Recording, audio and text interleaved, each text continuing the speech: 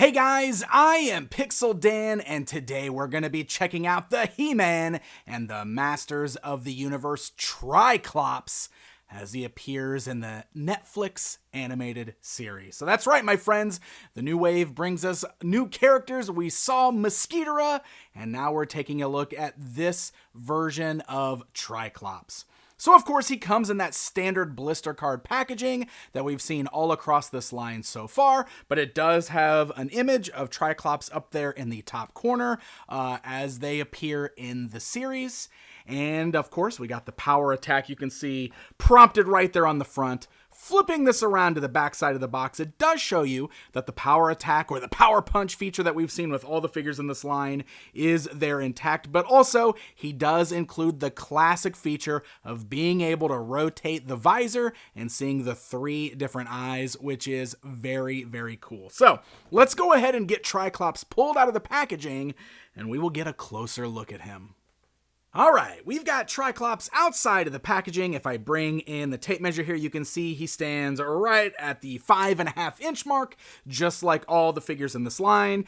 So he's compatible with them. He's compatible with the vintage line. It's kind of cool how this new line really kind of maintains that ratio that we've always seen for Masters. I know I say that a lot, but I still think it's pretty cool.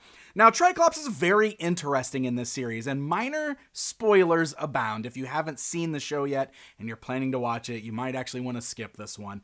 But the Tri-Klops in the new show is actually in reference to this robotic technology. It's the visor and these tentacles that we see here, in which it can connect to any host body and then take over the body. So essentially, Tri-Klops looks like all sorts of different people in the second season of the show.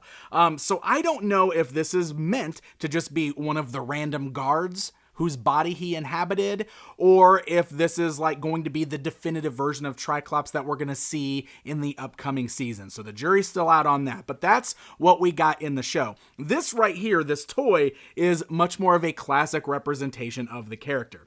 Obviously, they still worked in the robotic bits because the visor has that very robotic look to it. Almost looks like it's got circuitry and stuff. And then, of course, you can see all those tentacles here like attached to the back of the figure. So you can see tentacles coming out of the back of the neck, plugging into the shoulders. You can also see this kind of sculpted spine kind of thing going down the figure's back.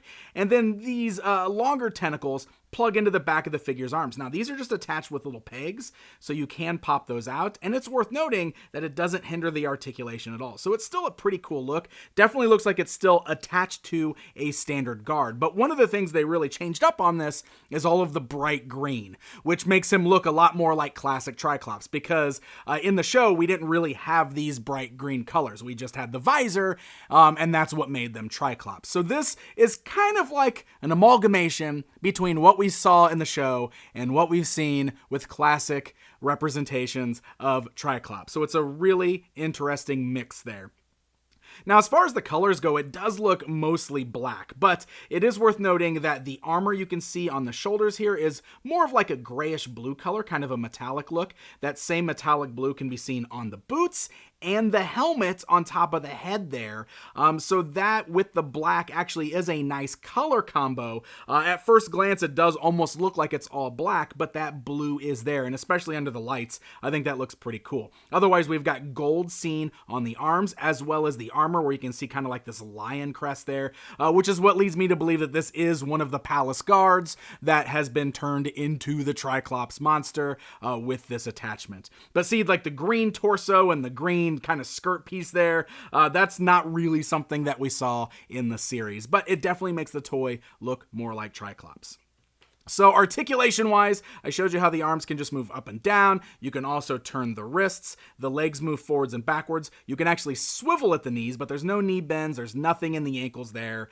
And then the torso just does the power attack or the power punch. So it does have that spring mechanism in there where if you turn the waist, he snaps back, but also if you bend him backwards, he snaps forwards. We've seen that with all the figures in this line so far. Now you might have noticed I didn't talk about the head. That's because the head itself is not articulated. Unless this is very, very stuck, I cannot turn the head on this. But what I can do is I can turn the visor just like vintage Tri-Klops there. Now, this was very stuck when I first pulled it out of the package. so I had to apply a little bit of pressure. You might have to do that too, so don't worry. It just seems like it needs to kind of crack. I don't know if it's like because of the paint or whatever, but you can see we've got the red eye facing forward, but with a little bit of pressure, we can rotate that around. We've got a triangular blue eye, and then we can rotate that again to get a diamond-shaped green eye. So you got the blue, the red, the green, which is very, very cool. Great throwback to vintage Tri-Klops, and definitely makes this feel like a Tri-Klops figure. I am glad that that was included.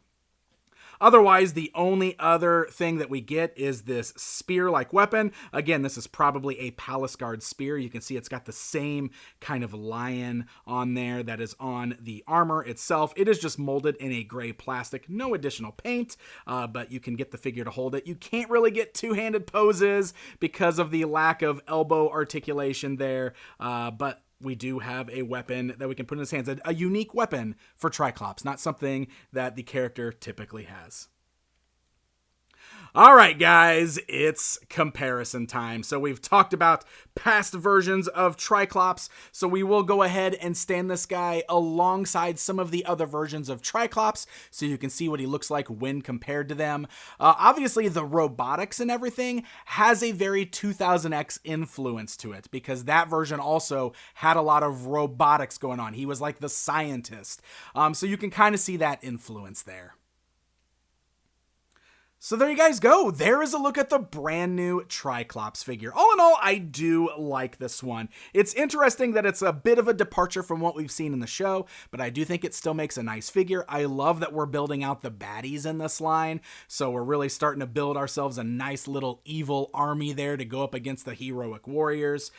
So pretty fun stuff all in all. So this is part of the new wave that also includes the Mosquitera that we've taken a look at already, and I was able to find these in stock at entertainmentearth.com, so I will link to that in the video description. Thank you guys so very much for watching, and until next time.